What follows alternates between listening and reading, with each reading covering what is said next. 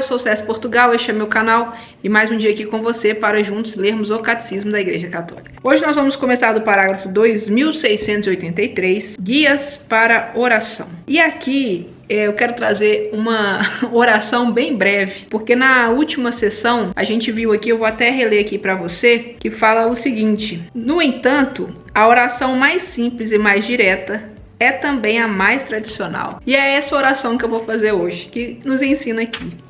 Vinde, Espírito Santo. Vamos lá. Guias para a oração. Uma nuvem de testemunhas. As testemunhas que nos precederam no reino, especialmente as que a Igreja reconhece como santos, participam da tradição viva da oração pelo exemplo modelar de sua vida, pela transmissão de seus escritos e por sua oração hoje. Contemplam a Deus, o louvam e não deixam de velar por aqueles que deixaram na terra. Entretanto, na alegria do Mestre, eles foram postos sobre muitos. Sua intercessão é o mais alto serviço que prestam ao plano de Deus. Podemos e devemos lhes pedir que intercedam por nós e pelo mundo inteiro. Estou falando da intercessão dos santos, né? Muitas vezes as pessoas falam, eu posso pedir isso para santo tal, para santo aquilo.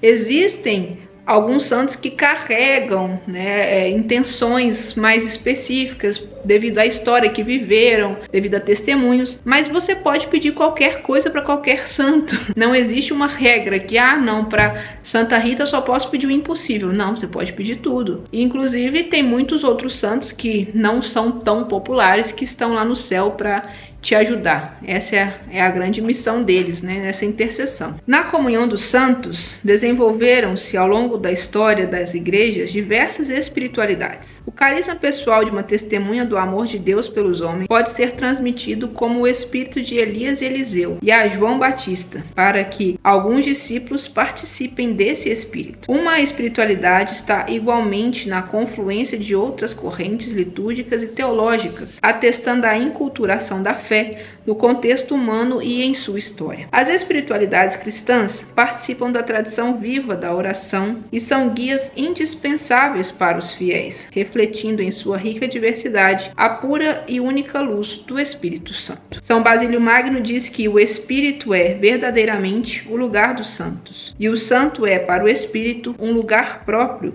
pois se oferece para habitar com Deus e é chamado de seu templo. Servidores da oração. A família cristã é o primeiro lugar da educação para a oração. Fundada sobre o sacramento do matrimônio, ela é a igreja doméstica, na qual os filhos de Deus aprendem a orar como igreja e a perseverar na oração. Para as crianças, particularmente a oração familiar cotidiana é o primeiro testemunho da memória viva da igreja, reanimada pacientemente pelo Espírito Santo. Os ministros ordenados também são responsáveis pela formação de seus irmãos e irmãs em Cristo para a oração. Servidores do bom pastor, eles são ordenados para guiar o povo de Deus às fontes vivas da oração. A palavra de Deus, a liturgia, a vida teologal, o hoje de Deus nas situações concretas. Muitos religiosos consagram toda a vida à oração, desde os anacoretas do deserto do Egito, eremitas, monges e monjas consagraram o seu tempo ao louvor de Deus e à intercessão por seu povo. E cito aqui também, de uma forma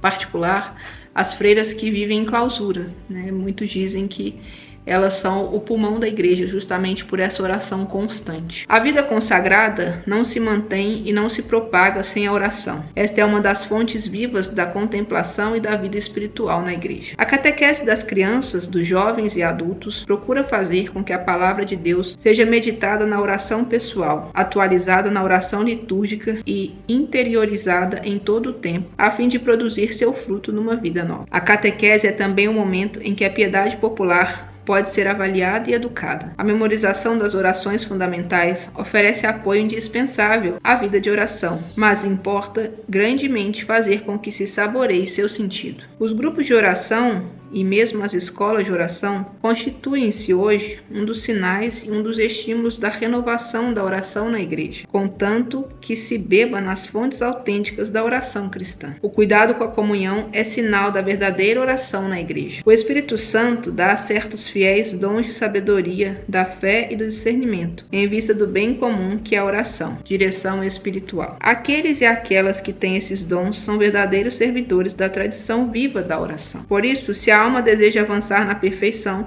conforme o conselho de São João da Cruz, deve considerar bem em que mão se entrega, pois, conforme o mestre, assim será o discípulo, conforme o pai, assim será o filho. E ainda, o diretor não deve ser somente sábio e prudente, mas também experimentado. Se o guia espiritual não tem a experiência da vida espiritual, é incapaz de nela conduzir as almas que Deus chama e nem sequer as compreenderá. Isso daqui eu até assinalei aqui de uma forma mais destacada no meu catecismo, porque eu achei essa frase sensacional no sentido de que algumas pessoas acabam tendo um encontro com Deus e aquela euforia vem e elas acabam assumindo coisas, né, frentes e tudo mais, só que elas deixam aquilo passar e não vivem o que realmente precisa viver.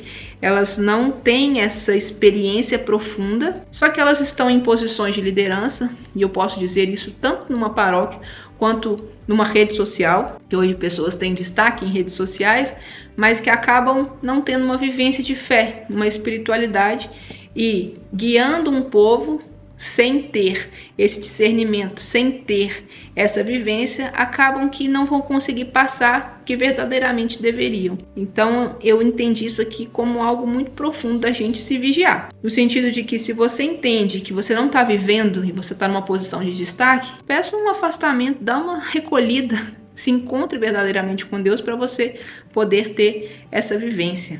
Lugares favoráveis à oração.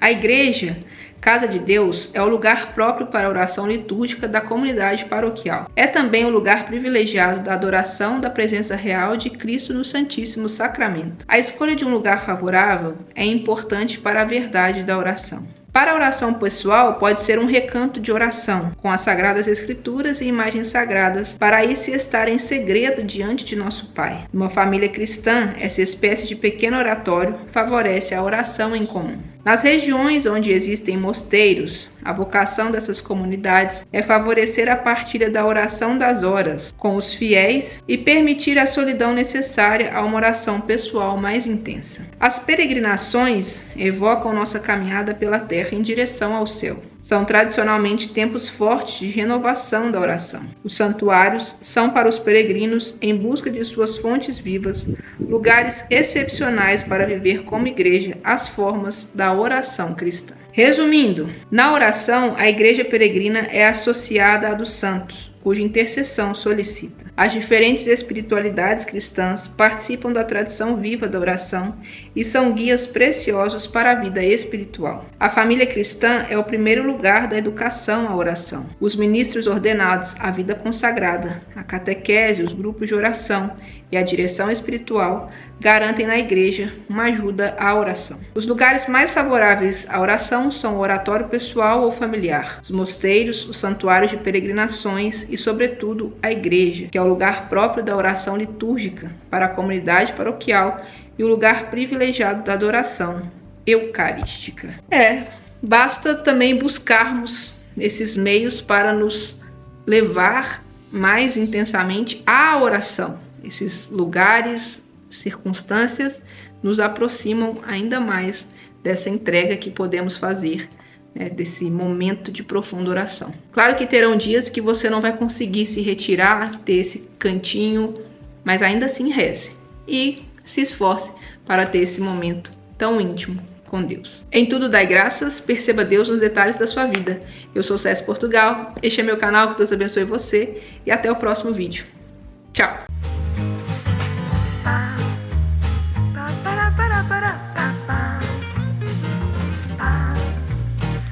Para